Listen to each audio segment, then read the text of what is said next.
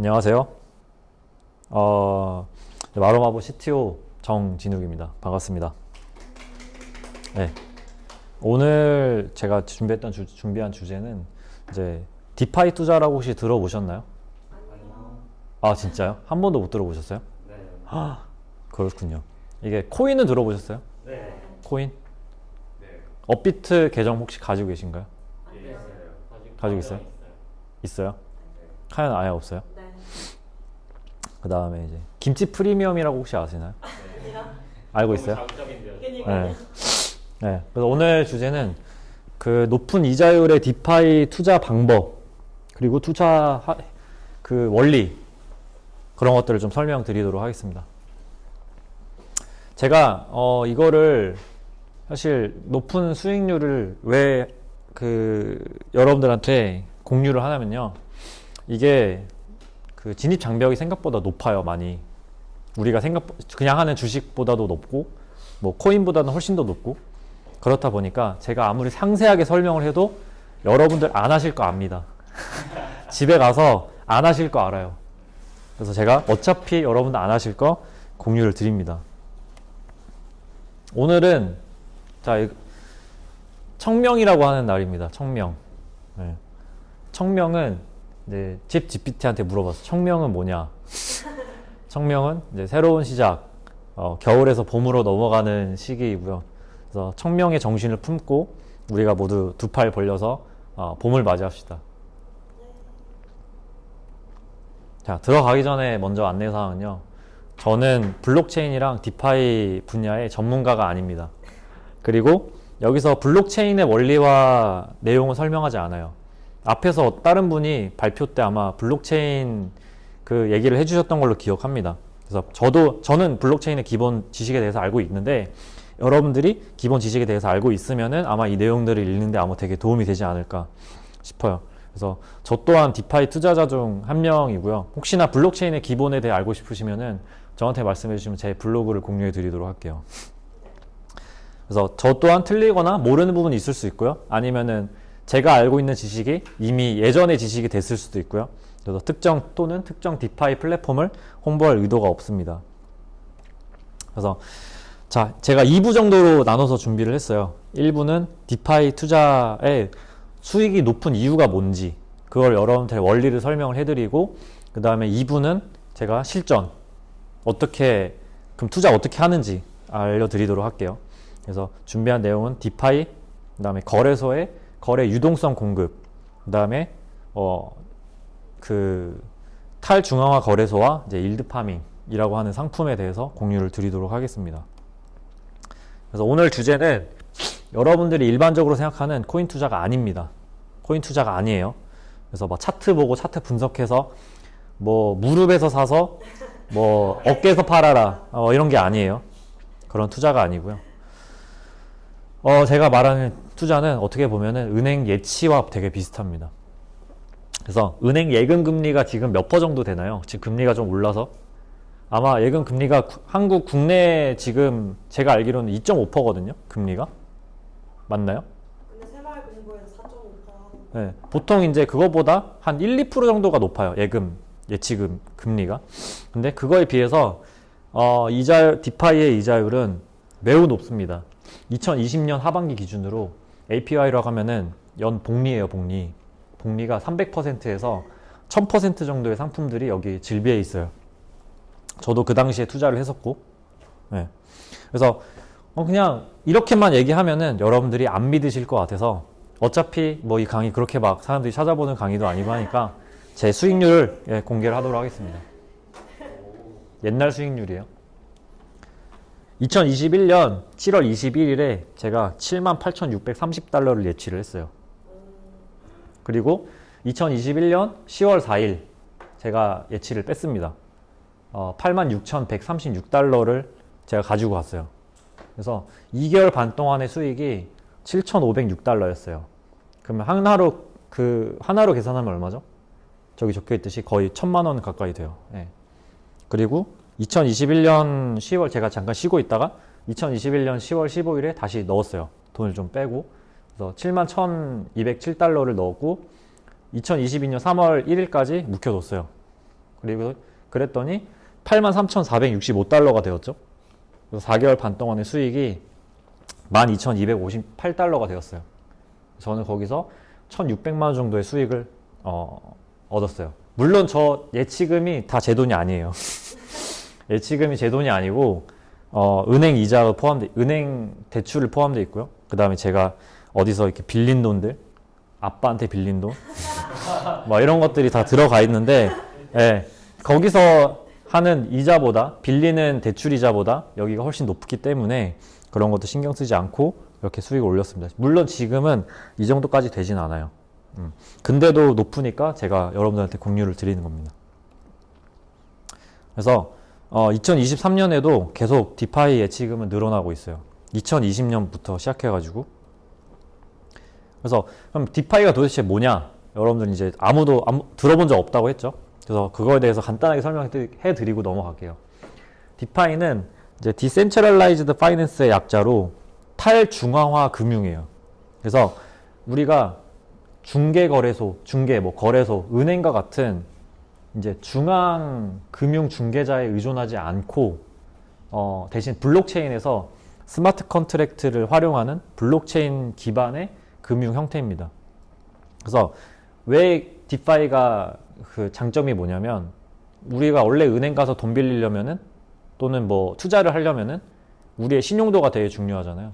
신용도, 그 다음에 자산을 얼마나 가지고 있는지 그런 것도 중요하지만 디파이는 사용자의 신용과 자산 규모에 상관없이 인터넷을 사용할 수 있는 모든 사람들에게 열려있는 금융 서비스입니다. 그래서 우리가 디파이는 그냥 정말로 블록체인으로 구성된 뭔가 탈중앙화된 금융이다 라고 생각하는 게 바로 디파이고, 센트럴라이즈드 파이낸스라고 해서 이건 우리가 주로 사용하는 그냥 일반적인 금융 상품이라고 보면 돼요. 금융. 그래서 그게 차이가 있고, 디파이랑 정통 금융의 차이는 디파이는 중개자가 최소화되어 있어요.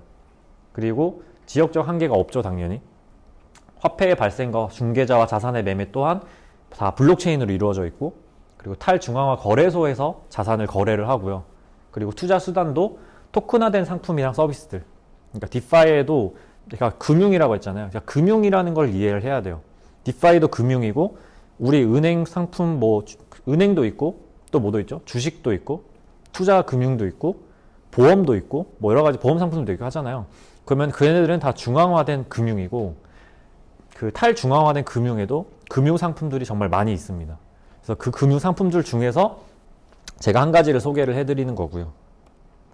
그래서 디파이의 본격적인 시작은 2020년 6월부터 시작이 되었다고 봐요.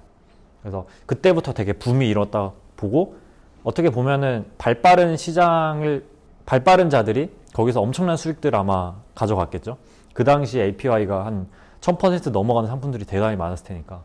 그래서 2020년 6월에 컴파운드 대출 프로토콜이 사용자들한테 자신들의 토큰을 이제 에어드랍 하면서 일드 파밍이라는 금융 상품이 탄생을 했어요. 그래서 어떻게 비유를 하자면 A은행에 예치했다는 이유만으로 A은행의 주식을 받은 개념이거든요. 그래서 높은 수익을 좀 기대할 수 있다 보니까 더 다른 많은 프로젝트들이 그럼 우리도 토큰을 주면서 고객을 유치하기 시작했어요. 그래서 디파이 상품들이 생겨났고, 디파이 상품들이 고객의 자금을 예치한 이자뿐만 아니라 플랫폼을 이용한 인센티브들을 자신들의 토큰으로 제공하기 시작했거든요. 그리고 그 당시에 2020년에 상당히 그 우상향을 그리는 코인 전체 시장 자체가 우상향을 그리고 있었고, 저런 거버넌스 토큰들이 알 수 없는 이유들로 다 수직 상승을 했어요. 그렇다 보니까 그 아까 전에 봤던 APY 1000%, 2000%의 그런 높은 수익률이 나오게 된 거죠. 그래서 아까 말했듯이 디파이도 다양한 투자 상품이 존재하고, 저가 이제 오늘 소개해 드릴 내용은 탈중앙화 거래소, 이제 덱스를 사용해서 수익 창출 어떻게 하냐, 스테이킹이라고 하고 일드팜이라고 하는 걸 어떻게 하는지를 소개를 드리려고 합니다. 그럼 이러려면 또 한 가지 알아야 되는 게 있어요.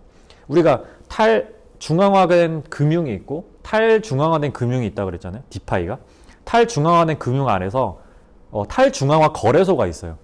그래서 탈중앙화 거래소와 중앙화 거래소의 차이를 또 알아야 됩니다.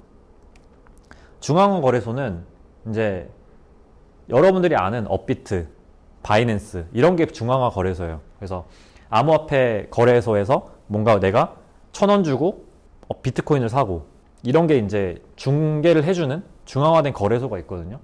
그래서 중앙화 거래소는 이를 운영하는 회사가 소유하고 플랫폼에서 발생하는 모든 거래에 대한 완전한 통제가 가능한 게 바로 중앙화 거래소고요. 탈중앙화 거래소가 있습니다. 탈중앙화 거래소는 이에 반해서 가상화폐 사용자들끼리 개인 간 금융거래, P2P 방식으로 운영되는 분상형 암호화폐 거래소예요. 그래서 이걸 이해하고 넘어가야 되는데, 자, 두 번째 또 이해하고 넘어가야 되는 게, 높은 수익을 이해하기 위해서 알고 넘어가야 되는 게 중앙화 거래소의 거래 메커니즘입니다. 그러니까 그게 거래가 어떻게 이루어지느냐. 그러면은 중앙화 거래소는 오더북 방식이라고 혹시 들어보셨나요? 아마 로니는 아실 것 같아요. 뭐 일단은 주문을 걸어놓고 예약. 네, 맞아요. 사는 사람이랑 파는 사람이 존재하잖아요. 그럼 그 파는 사람과 파는 사람을 매칭해주는 시스템이에요.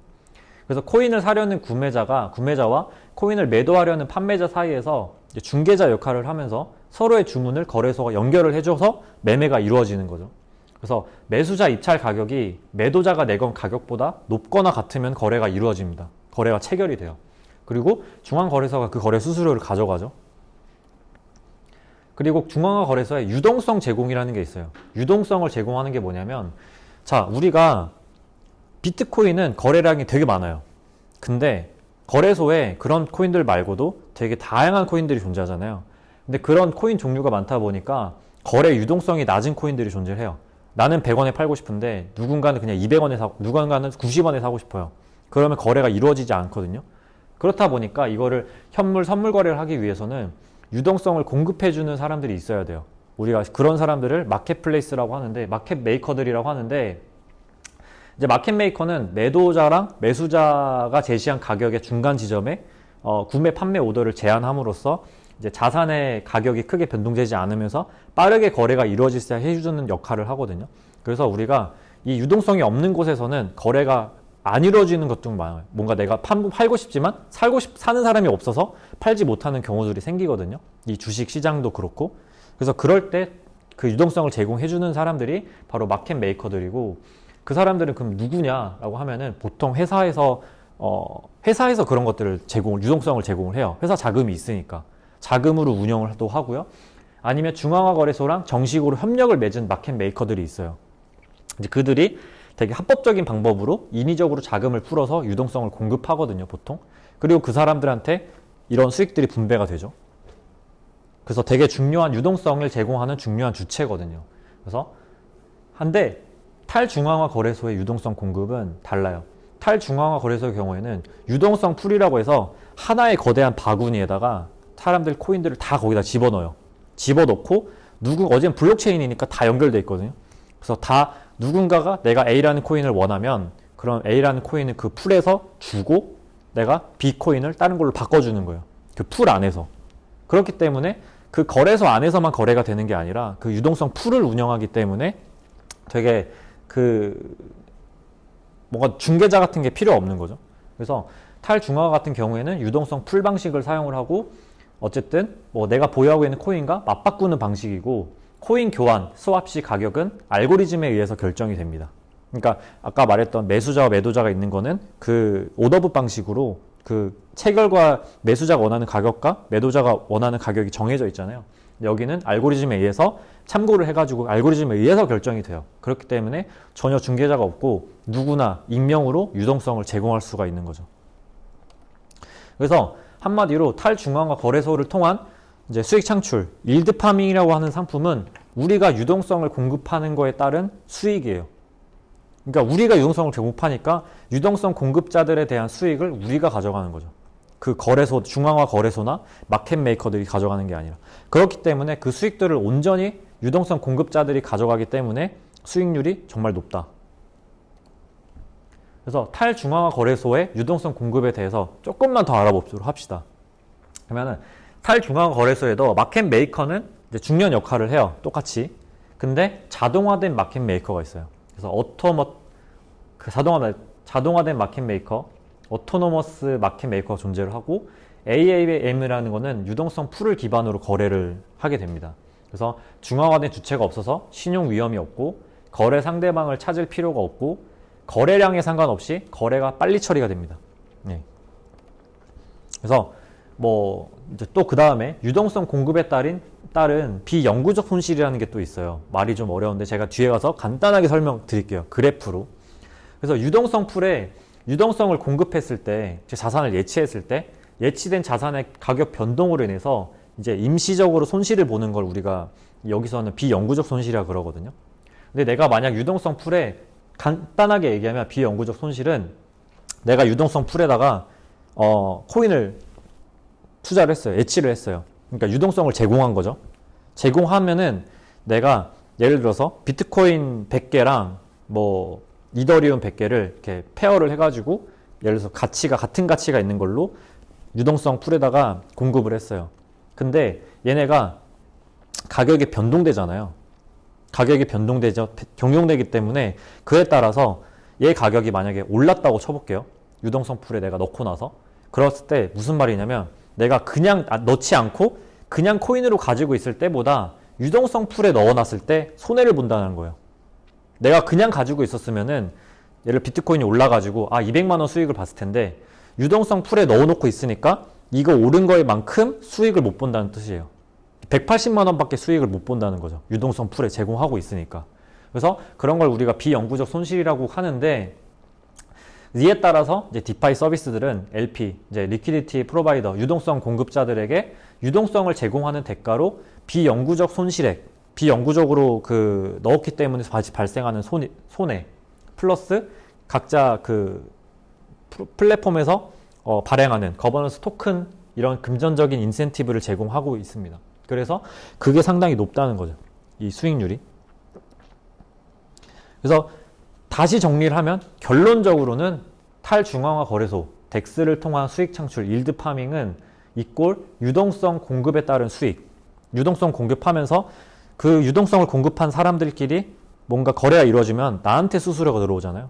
그래서 그 수수료 플러스 플랫폼이 주는 인센티브, 거버넌스 토큰이 바로 우리가 일드 파밍의 수익이라고 보면 됩니다. 이것만 기억하시면 돼요. 이렇기 때문에 이게 수익이 높다. 자, 2탄은 일드 파밍, 그럼 디파이 일드 파밍 상품의 투자 실전입니다. 실전편. 자, 준비물을 설명을 드리고요. 그 다음 스테이블 코인이라는 것도 알아야 되고요. 2배 레버리지 투자도 알아야 되고요. 그 다음에 예치한 코인 가격 변동에 따른 투자 이익 계산법도 알아야 되고요. 김치 프리미엄도 알아야 되고요. 블록체인 네트워크. 이제 이건 좀 심화 개념이라서 오늘은 패스하고 우리가 사용할 네트워크는 이제 BSC 체인 네트워크를 사용을 할 겁니다. BSC 네트워크를 사용할 거예요. 저걸 실제로 하려면 저거에 대한 어느 정도의 이해도가 있어야 되나요? 사실 이해는 나중에 해도 돼요. 일단 따라하고 이해는 나중에 하는 편이 오히려 속이 편해요. 예. 하게 되면은 스스로 알게 돼요. 이런 거구나 라고 하고. 저도 2020년 하반기부터 했기 때문에 지금은 대략적으로 약간 알고 있지만 근데 그때 당시엔 저도 이해를 못하고 했어요. 그때는 더 복잡했거든요. 하는 게 약간 더 복잡했거든요. 그래서 오늘은 알파카 파이낸스를 활용한 일드 파이밍 실습을 할 겁니다. 그래서 알파카 파이낸스를 꼭 북마크에 추가를 해주십시오. 네, 여러분들이 이걸 하기 위해서는 필수적인 준비물이 필요합니다. 일단 국내 중앙거래소, 업비트나 빗썸 등 계정이 필요하고요. 입출금 계좌가 필요해요. 근데 입출금 계좌를 등록하려면은 꽤나 복잡한 과정들이 있어요. 아시겠지만. 그래서 저거를 준비를 해주시고요. 그 다음에 메타마스크라고 개인 지갑이 있어요. 메타마스크도 준비를 해주시고요. 그 다음에 해외 중앙 거래소인 바이낸스도 필요해요. 바이낸스 계정을 준비를 해주십시오. 이렇게 3개 준비되면 여러분들은 투자할 수 있습니다. 네. 그 다음에 아시겠지만 아마 입출구 계좌 등록하고 제가 알기로는 첫 입금 후에 예를 들어서 업비트는 내가 1000만 원을 오늘 넣었어요. 그럼 당장 내일 1000만 원을 출금 못해요. 1000만 원을 사면 1000만 원어치 코인을 샀어요. 그럼 3일 뒤에 1000만 원어치 코인을 출국시킬 수 있어요. 다른 데로 보낼 수가 있어요. 첫 번째는 뭐냐면요. 업비트에서 바이낸스로 투자금을 옮기는 거예요. 그래서 대부분의 좀 수수료가 낮고 좀 고수익 디파이 상품들은 BSC나 폴리곤 네트워크에 많이 존재하거든요. 그러니까 네트워크는 제가 나중에 심화 개념이라고 했잖아요. 일단은 그냥 저렇구나라고 들으시면 돼요. 그래서 쉽게 얘기하면은 국내 상품들은 매력도가 많이 없다. 그러니까 어떻게 보면 업비트에서 직접 운영하고 있는 거, 스테이킹 또는 뭐 빗썸에서 직접 운영하고 있는 스테이킹, 뭐 파밍, 일드 파밍 이런 것들은 매력도가 좀 많이 떨어지고, 그리고 좀 이더리움 네트워크도 상당히 많이 비싸요, 수수료가. 그렇기 때문에 거기는 저는 추천을 안 하고, 그래서 BSC가 가장 간단하고 좀 쉽고, 그다음에 폴리곤도 좀 어려워요. 이거는 좀 더 고급자들이 많이 하는 그 네트워크고, 그래서 우리는 좀 초보자들이니까 좀 BSC, 바이낸스 스마트 체인을 좀 사용할 거고, 그래서 그 BSC 네트워크 전환이 쉬운 바이낸스로 돈을 옮기는 것이 좀 유리합니다. 그래서 우리는 이거를 좀 전문 용어로 출국이라고 해요. 국내 거래소에서 해외 거래소로 이렇게 나가는 거를 출국이라고 합니다. 자, 그럼 투자금은 어떻게 옮기냐? 그럼 어떻게, 옮기라는 건 알겠어요. 그럼 어떻게 옮기는지 알려줘야 될 거 아니에요? 그래서 어떻게 옮기냐면요. 당연히 원화나 달러로 옮기는 게 아니라 가상화폐로 옮겨야겠죠. 그죠? 가상화폐를 옮겨야 돼요. 왜냐면 우리는 그 바이낸스에 계좌 등록을 하지 못하고, 하는 방법도 아마 되게 어려울 거예요. 그래서 직접 바이낸스로 현금을 집어 넣을 수 있으면은 뭐 좋겠지만 그게 안 되니까 우리는 가상화폐를 국내 거래소에서 구매를 해가지고 바이낸스 거래소로 보내야 되는 거예요. 전송해야 되는 거예요. 그래서 주로 좀 이체 속도가 빠른 리플을 사용해서 옮깁니다. 리플 혹시 들어보셨나요? 네. 리플을 사용해서 옮기고, 업비트는 국내 거래소이기 때문에 입출구 계좌를 연결하면은 우리가 가지고 있는 현금을 입금할 수가 있어요. 그래서 예를 들어 1,000만 원으로 설명을 해볼게요. 1,000만 원을 내가 투자를 하겠다 하면 업비트에다가 1,000만 원을 입금을 해요. 그리고 업비트에서 리플을 원화로 구매를 합니다. 그리고 리플을 바이낸스 리플 주소로 전송해요. 그래서 이건 참고인데, 매우 큰 금액을 전송할 때는 예를 들어서 뭐 10억을 전송해요. 그러면은 전송 중에 가격이 변동될 수 있잖아요. 변동될 수 있거든요, 가격이. 그렇기 때문에 전송 금액의 한 9분의 1을 리플의 숏 9배 레버리지로 투자를 하고 전송하는 방법이 있어요. 이건 이제 더 심화 과정. 이건 더 궁금하시면은 제가 찾아오시면 얘기를 해드릴게요. 그래서 투자금은 어떻게 옮기냐? 자, 업비트에 입금했죠. 제가 이제 여러분들 UI를 잘 익숙해지라고 자, 리플을 구매를 합니다. 리플을 구매를 하고요. 구매하고 나서 너무 덜덜 떨지 마세요. 어차피 옮기고 다시 현금화 할 거니까. 자, 그리고 나서 리플을 구매를 했으면은 리플의 입출금에 가서 출금 신청에다가 출금 수량 최대로 하고 바이낸스 주소로 보내요. 입금을 시켜요. 그럼 바이낸스 가입해가지고 리플 주소를 알아야겠죠. 네, 리플 주소 알면은 보낼 수가 있어요. 자, 보내는 것까지 했다고 쳐볼게요. 자, 보내면은 바이낸스에서 리플을, 자, 우리가 가격 변동성이 높은 코인을 자산으로 가지고 있으면 불안하잖아요. 그거를 바로 USDT로 가지고 있어요. 바꿔요. 그럼 USDT는 또 뭐냐? 혹시 아시는 분? 없죠? 설명 드릴게요. 바로 스테이블 코인이래요. 스테이블 코인. 스테이블 코인은 미국 달러랑 1대1 패깅되어서 미국 달러와 동일한 가치를 지니는 코인이에요. 그래서 이 US 스테이블 코인을 운영하는 운영사들이 있거든요. 운영사들이 자기 자금을 풀어가지고 어떻게든 그 1달러로 맞추는 거예요, 코인을. 그래서 이렇게 비트코인, 이더리움처럼 블록체인 생태계에서 코인처럼 거래하는 게 가능해요. 현금이 아닌 거예요. 코인인데 1달러인 거예요. 그래서 원리는 코인과 모두가 동일하고, 그래서 블록체인 그 생태계에서는 어떻게 보면 기축통화처럼 쓰이는 코인이라고 보면 될 것 같아요. 그래서 스테이블 코인이 1달러의 가치를 유지하는 원리 자체는 좀 더 심화된 내용이고, 어쨌든 유지가 된다. 근데 가끔씩 안 될 때도 있다. 그래서 안 되는 사건이 한 번 있었어요. 그게 바로 테라 루나 사태거든요. 네. 그래서 테라 루나 사태 때 엄청난 피해를 봤죠, 사람들이. 얘기를 해주자면, 이 루나와 테라 사태는 테라 UST라고 해서 걔는 스테이블 코인이었어요. 그러니까 사람들이 스테이블 코인이라고 하면은 이 약간 안정되다는 그런 인식이 있거든요. 심지어 테라 UST는 그 전 세계 코인의 그 시가총액 중에서 10위 안에 들었던 코인이에요. 심지어 전 세계에서. 그러니까 사람들이 약간 믿음을 가지고 있는 거죠. 아, 이거는 스테이블 코인이니까 가격 변동성이 없어요. 그리고 그 스테이블 코인 테라 USD와 다른 상품이랑 이렇게 묶여가지고 있는 상품들이 있거든요. 그러면 이제 이자를 수익을 받잖아요. 그럼 여러분도 한번 생각해 보세요. 스테이블 코인이랑 패깅해가지고 유동성 풀에다 제공해서 내가 수익을 얻어요. 그러면은 나는 원금을 절대 잃지 않고 수익만 볼 수 있는 거잖아요. 그렇기 때문에 사람들이 이자율이 대신 낮거든요. 그렇기 때문에 엄청나게 많은 돈을 투자를 해요. 여기에. 어차피 변동성이 없으니까 사람들이 안정된다고 생각하면 여러분들 어떻게 해요? 사람들 심리상 그냥 자연스럽게 그냥 많은 돈을 아무런 의심 없이 넣게 되잖아요. 근데 이게 사람들이 갑자기 의심하게 되는 거예요. 어느 순간 어떻게 보면은 세력이 움직였을 수도 있고요. 뭐 그거에 대한 논의는 아직도 밝혀진 바는 없잖아요.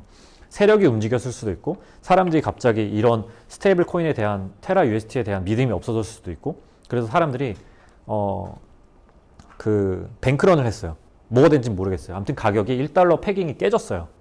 그래서 0.9달러, 0.8달러, 0.7달러 떨어지기 시작했어요. 테라 USD가. 그러니까 사람들이 뱅크런을 해요. 무서워서 다 파는 거예요, 그냥.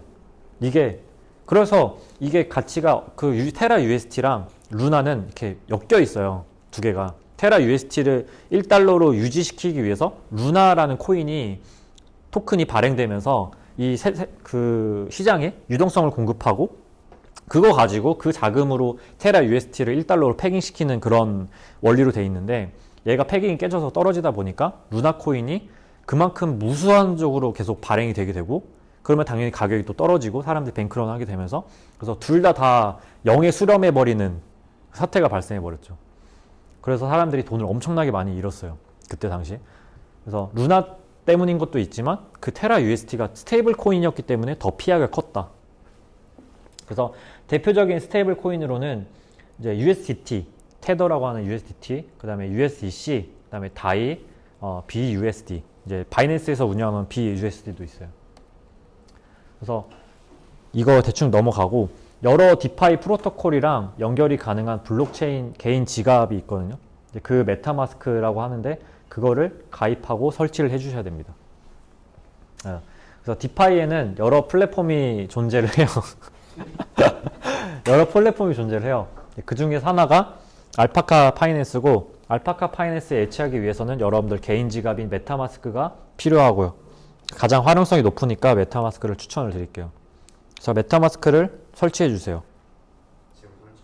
네, 설치 미리 하고 계시면 제가 공유 드릴게요. 자, 바이낸스에서 그럼 이제 USDT로 바꿨잖아요. USDT로 바꿨어요. 그럼 USDT를 여러분 개인 지갑인 메타마스크로 전송을 해요. 또 USDT도 코인이라고 했잖아요. 그래서 코인 주소가 있어요. 그래서 USDT 바이낸스 주소에서 내 개인 지갑 메타마스크 주소로 전송을 합니다.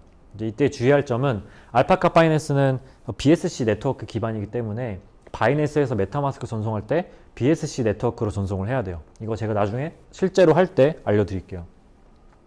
메타마스크 BSC 네트워크 추가하기 검색 한번 해보세요. 그래서 그 BSC 네트워크를 메타마스크에서 추가를 하고 메타마스크 BSC 채널에 USDT 토큰도 추가를 해줘야 돼요. 그래야지 메타마스크에 있는 USDT 토큰을 볼 수가 있어요. 여러분이 얼마가 들어있는지.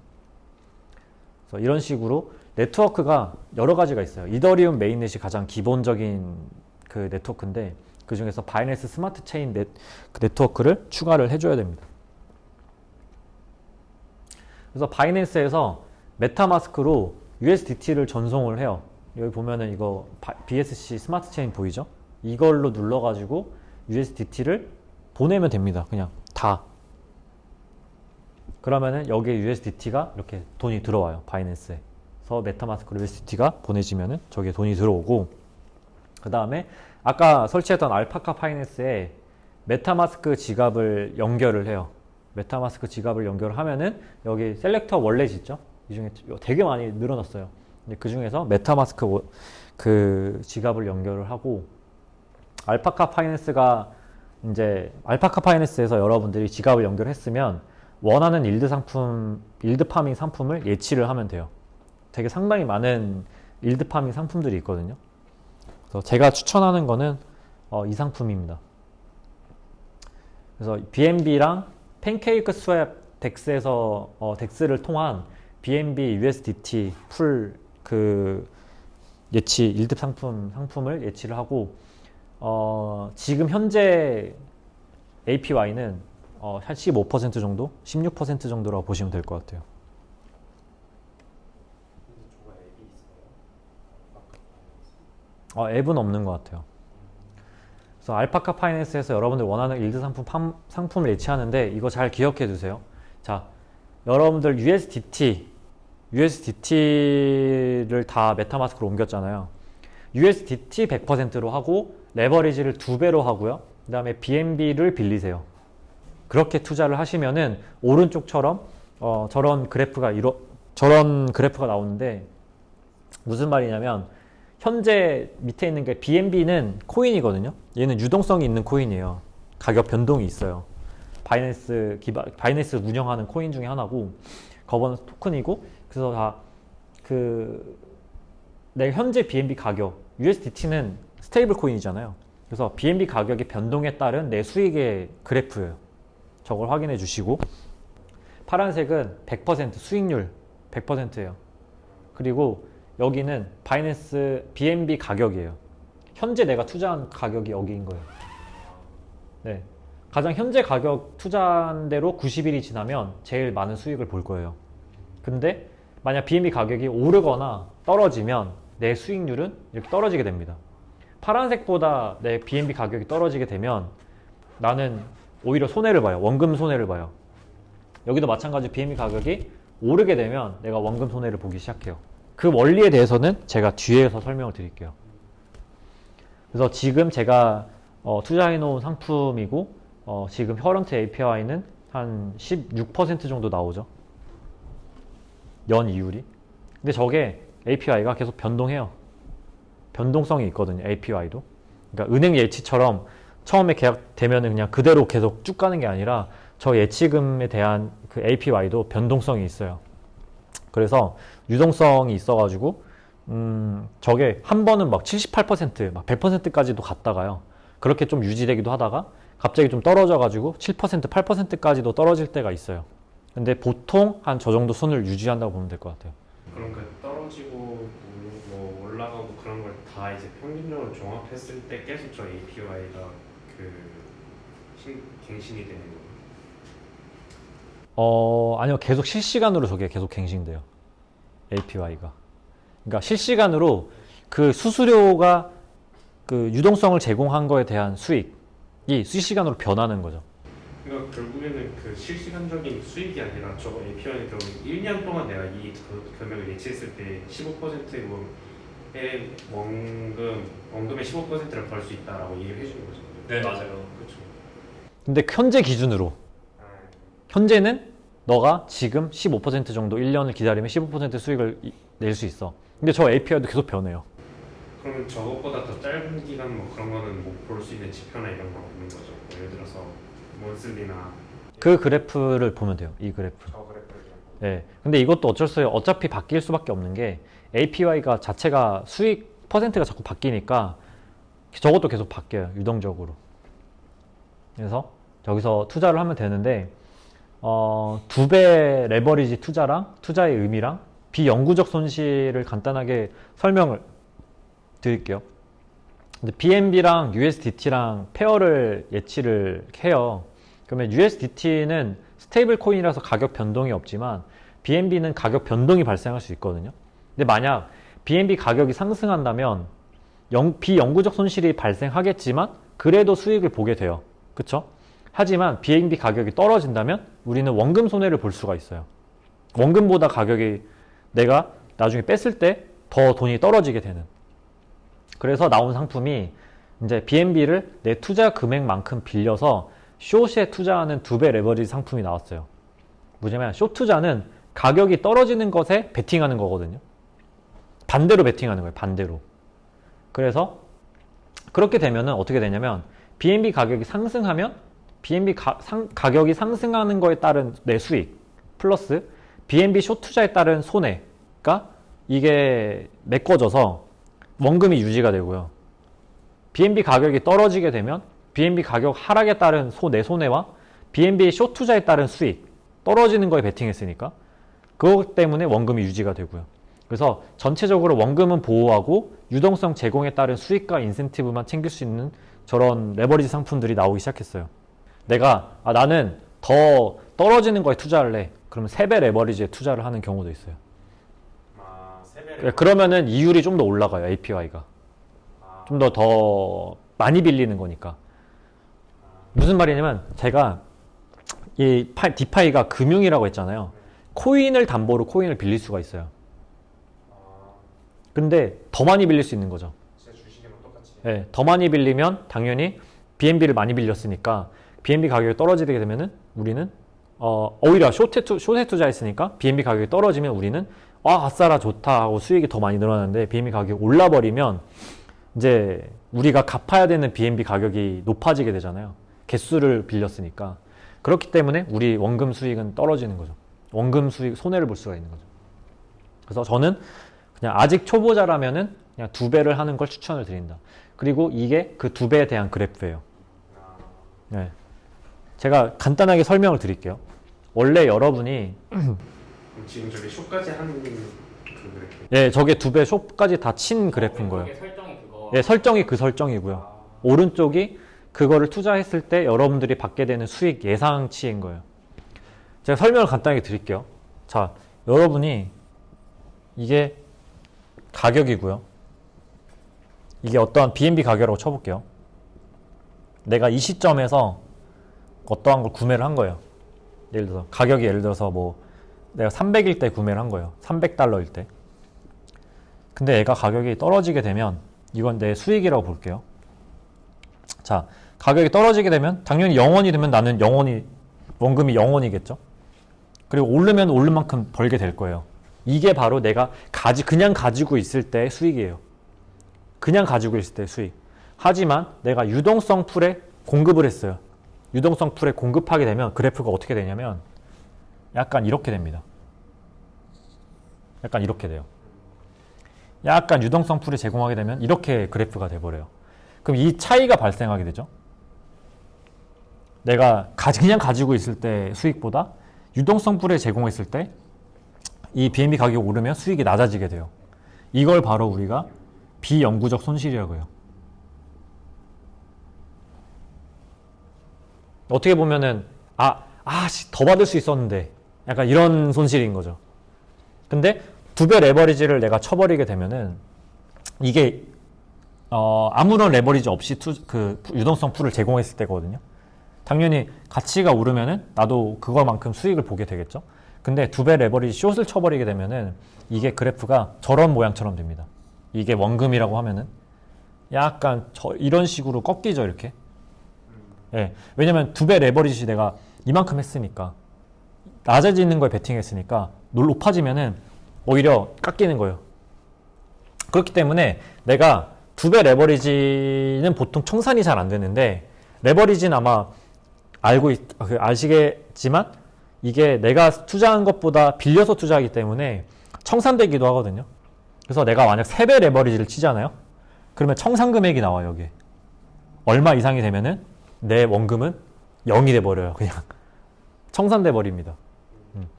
더 이상 갚을 그게 없다 싶으면 얘네가 그냥 가져가 버려요. 그래서 여기까지 여러분들이 아셔야 되는 개념들을 좀 설명을 드렸고, 자, 그럼 이제 예치가 다 끝났어요. 그럼 이제 입국을 해야 되거든요. 그 입국하는 거 알려드릴게요. 자, 예치 종료하고 입국하는 거 그냥 반대로 하면 됩니다. 알파카 파이낸스에서 예치 종료하고요. 예치 종료 시 개인 지갑이 메타마스크로 자동적으로 이동을 해요. 그래서 메타마스크 USDT를 바이낸스 USDT로 전송을 하고 바이낸스에서 USDT로 리플을 구매를 하고 바이낸스에서 리플을 업비트 리플로 정송을 해요. 입국하는 거예요. 이거는 이제 우리가 출국이라고 전문 용어를 했으면 이건 이제 입국하는 거라고 해요. 그래서 업비트 리플로 다시 원화로 판매를 해가지고 내 원화를 가지고 오면 그게 내가 쓸 금액이 돼버리는 거죠. 근데 그러면은 환율, 수수료 이런 건 어려워요? 네, 바로 그 얘기를 하려고 해요. 김치 프리미엄과 시세 차익이 있어요. 그래서 김치 프리미엄은 국내 거래소랑 해외 거래소의 시세 차이를 말해요. 그래서 김치 프리미엄은 입국하고 출국할 때 우리가 중요하게 봐야 될 항목 중에 하나고, 만약에 국내 거래소의 코인 가격이 10% 높다고 가정을 해볼게요. 그렇다면 김치 프리미엄이 10%인 거거든요. 그럼 입국할 때 우리가 만약에 해외 거래소에서 입국할 때 프리미엄이 가가 붙어버려가지고 10% 붙어서 들어오게 돼요. 가격이. 왜냐하면 해외에서 10% 싸게 구매해가지고 국내에서 10% 비싸게 판매하게 되는 거니까. 그래서 10% 수익을 가져가게 되는 거고, 그래서 출국할 때는 우리가 김치 프리미엄이 낮거나 오히려 마이너스일 때, 오히려 나가면은 돈이 불어나는. 근데 보통 김치 프리미엄은 지금 제가 봤을 때는 항상 플러스를 유지하긴 해요. 낮으면은 플러스 1, 높으면 한 플러스 4까지 가요. 근데 만약에 플러스가 20까지 간다, 그런 경우가 있었거든요. 2010 플러스 막 40까지 가는 적도 있었어요. 2017년 한 번 그랬고요. 2020년에도 한 번 그랬어요. 자, 도움이 되는 것들과 여러분들이 알아야 할 것들이 있습니다. 네, 코인나우라는 앱이 있어요. 이건 항상 저는 이제 항상 아침마다 확인하는 내용인데, 김치 프리미엄을 근데 어차피 결제 못해서 김치 프리미엄 확인해봤자 소용이 없는데, 그 카드 결제 무슨 외부냐? 당연히 입국할 때 봅니다. 갑자기 김치 프리미엄이 10%가 됐어요. 그러면은 저는 있던 돈 그냥 한국으로 다시 들어와요. 그냥 그 10%가 그냥 오는 게 아니니까. 그래서 그냥 예치를 해놓는 게 아니라 예치 그냥 바로 빼버린 다음에 김치 프리미엄이 높으면은 그냥 바로 들어와 버려요. 그럼 더 많이. 그렇죠. 불어내니까. 그 다음에 다시 김치 프리미엄이 낮아질 때까지 기다렸다가 다시 나가요. 다시 출국해요. 그래서 김치 프리미엄 확인하고 김치 프리미엄 알림. 그 다음에 왜냐면은 새벽에도 갑자기 김치 프리미엄이 붙을 수도 있잖아요. 항상 우리의 역사적인 순간은 우리가 자고 있을 때 일어나기 때문에 항상 그 코인 시장은 또 24시간이잖아요. 그래서 코인 마켓캡은 저는 이제 코인나우에서 이제 알림을 이제 이제 중요한 알림으로 해놓고 잘 때도 항상 들을 수 있도록. 저게 확 갑자기 막 10% 올랐다가 빼려고 하는 그 도중에도 확 떨어질 수도 있는 거예요. 네, 물론 그냥 순간적으로 올라갈 수도 있어요. 그럼 이거를 출국을 하는 그 과정이 네. 한 어느 정도가 걸리나요? 탁탁탁. 네, 리플 기준으로 한 5분 걸려요. 그래서 사실 낮은 금액이면 아까 말했듯이 뭐 9분의 1을 제가 아까 말했잖아요. 원금 손해를 안 보려고 한다고 9분의 1을 잘라가지고 9분의 1을 숏에 베팅해요. 가격이 떨어지는 거에. 그리고 나머지 90%를 보내요. 그러면은 그 와중에 갑자기 가격이 폭락한 거예요. 리플이 폭락했어요. 그럼 저는 이게 아니라 9분의 1 9배 레버리지 투자를 했으니까 원금이 보존이 되는 거죠. 가격이 떨어지더라도. 그 다음에 두 번째는 코인 마켓캡이라고 아주 중요한 녀석입니다. 코인 시가총액 순위 및 가격 변동 알림을 받을 수 있는 녀석이고, 항상 여기서 저는 어떤 걸 주로 확인하냐면 스테이블 코인들의 가격 변동 알림을 확인을 해요. 혹시나 스테이블 코인이 일절에 제가 말했잖아요. 항상 1달러가 아니라고. 떨어질 수도 있다고 했잖아요. 언제든지 탈출할 준비가 돼 있어야 돼요. 그리고 혹시나 제가 생각하는 게 USDC, USDT, 최근에 USDC가 한번 패깅이 깨진 적이 있어요. 되게 그 시가총액이 높은 그 스테이블 코인인데도 불구하고. 그 이유가 뭐였냐면 그 실리콘밸리 뱅크 파산한 거 있죠. 예. 근데 거기에 이 USDC 운영사의 자금도 묶여 있었던 거예요. 그래서 사람들이 뱅크런 하면서 USDC가 가격이 0.9달러까지 패깅이 깨졌었거든요. 그때 저한테 알림이 왔었는데 제가 그때 뭐 다른 거 하고 있어가지고 그때 USDC를 샀어야 됐어요. 왜냐면 어차피 얘가 1달러 갈 걸 알고 있거든요. 그러면은 거기에 투자를 해서 얘가 1달러 가면은 그냥 10%의 수익을 그냥 먹는 거예요. 어차피 1달러로 갈 거라는 걸 아니까. 얘가 망하면 솔직히 코인판 그냥 디파이판 다 망하는 거예요. 그냥 거기서 베팅을 했어야 되는데 제가 밖에 있어서 그걸 못해서 너무 아쉬워요. 그거 10% 수익을 못 올려서. 가끔 그런 애들도 있어요. 그 USDC랑 USDT에 숏을 쳐놓는 애들이 있어요. 왜냐면 어차피 얘는 1달러 이상을 안 올라가잖아요.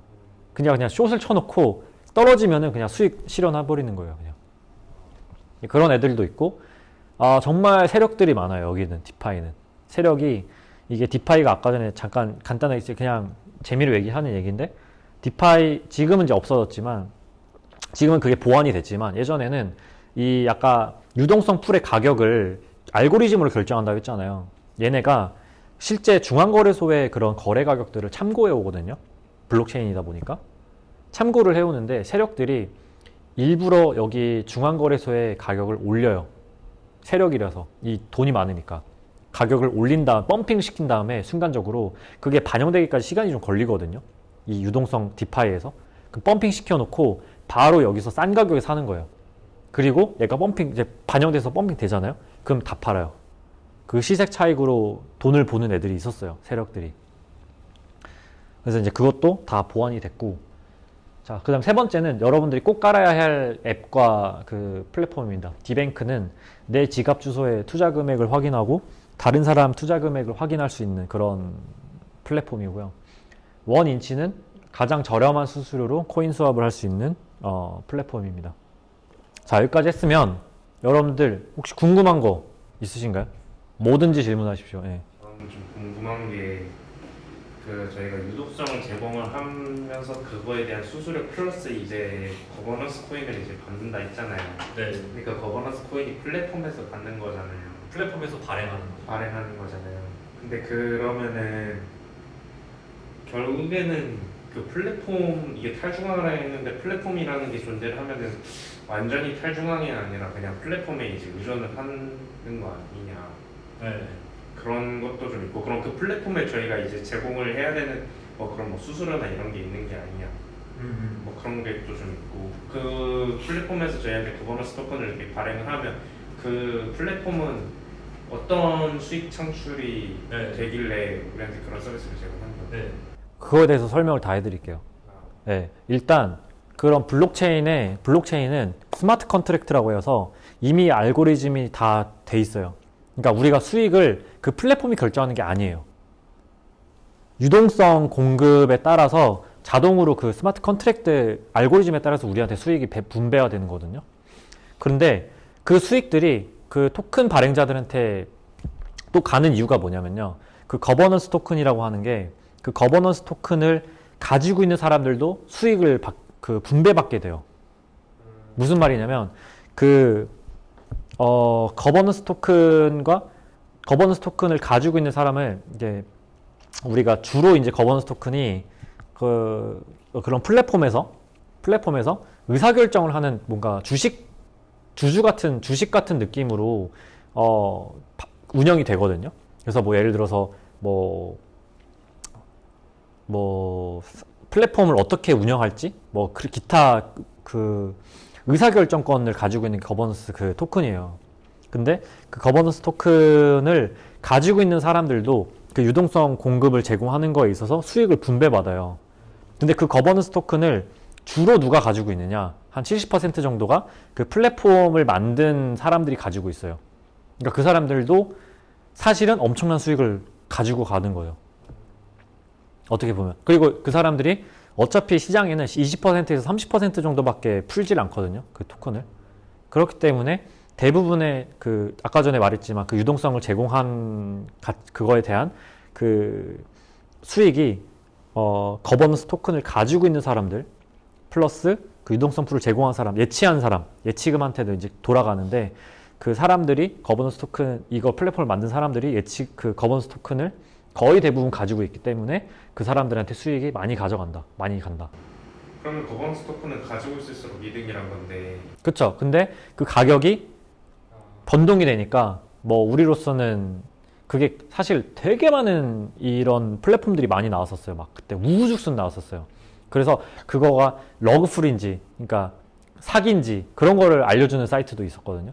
근데 걔네들도 거버넌스 토큰을 막 발행을 해요. 자기들도. 왜냐면은 블록체인이라서 오픈소스라 가지고 되게 베끼기가 쉬워요. 근데 이제 거기서 이제 그때 당시에는 이제 투자를 잘 했어야 되거든요. 이제 지금은 이제 제가 가장 좋은 사이트를 알려드리는 거고, 뭔가 공인된, 인정된, TVL이 높은 거, 그런 것들 소개를 드리고, 이제 그때 아무튼 그 거버넌스 토큰들은 대부분 다 거의 0에 수렴하는 가격으로 떨어져요. 네. 어차피 그걸 자체가 그 플랫폼을 운영하는 데 있어서 의사결정하는 거에 필요하지 실제적인 가치가 없잖아요. 우리가 실제 금융상품과 디파이 금융상품의 차이점이라고 한다면 실제 금융상품은 현금이기 때문에 이걸로 먹을 것도 사고 다 할 수 있단 말이에요. 그러니까 이게 가치가 되게 높지만 디파이는 어떻게 보면은 코인으로 이게 돌아가다 보니까 코인으로 뭐가 실제적으로 우리가 할 수 있는 게 많이 없잖아요.